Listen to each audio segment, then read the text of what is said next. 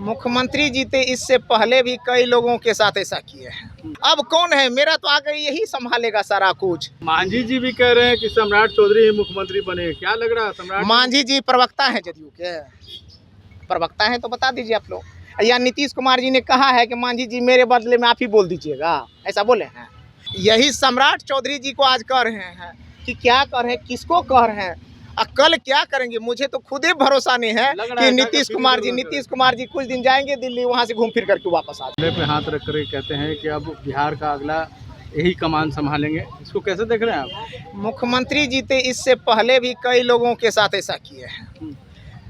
हमारे माननीय ओजस्वी तेजस्वी यादव जी को भी कहते हैं। अब कौन है, मेरा तो आगे यही संभालेगा सारा कुछ।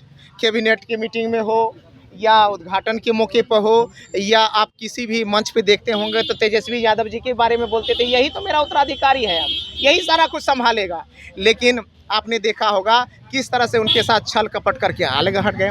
तो यही सम्राट चौधरी जी को आज कह रहे हैं कि क्या कर रहे हैं, किसको कह रहे हैं और कल क्या करेंगे। मुझे तो खुद ही भरोसा नहीं है कि नीतीश कुमार जी कुछ दिन जाएंगे दिल्ली, वहां से घूम फिर करके वापस आ जाएंगे। अच्छा, एक सवाल ये है कि आईपी गुप्ता आपके गठबंधन के बहुत अहम सहयोगी रहे हैं। कल उन्होंने सहरसा में एक बयान दिया है कि बीजेपी की सरकार आ रही है और जितने भ्रष्ट अधिकारी हैं दिल्ली भाग रहे हैं, अच्छा काम होगा और आईपी गुप्ता को सबको जरूरत है। क्या कहना चाहेंगे? ये आईपी गुप्ता अगर निजी तौर पे कुछ बोले हैं, अधिकारी बयान दिए हैं, मैं तो सुना नहीं हूँ। अगर कुछ भी बोले होंगे तो वो अपने पार्टी के स्वतंत्र हैं और गठबंधन के एक मजबूत सहयोगी हैं। तो मैं इस पे कुछ ज़्यादा नहीं कहूँगा, क्योंकि मैं बयान सुना होता खुद से तो मैं आपको कुछ प्रतिक्रिया देता। लेकिन आईपी गुप्ता सामाजिक न्याय के लोग हैं, अच्छे लोग हैं, तो निश्चित रूप से महागठबंधन और सामाजिक न्याय को छोड़ करके वो कहीं जा नहीं सकते हैं, क्योंकि तेजस्वी यादव जी ने उनको जिताने का काम किया है।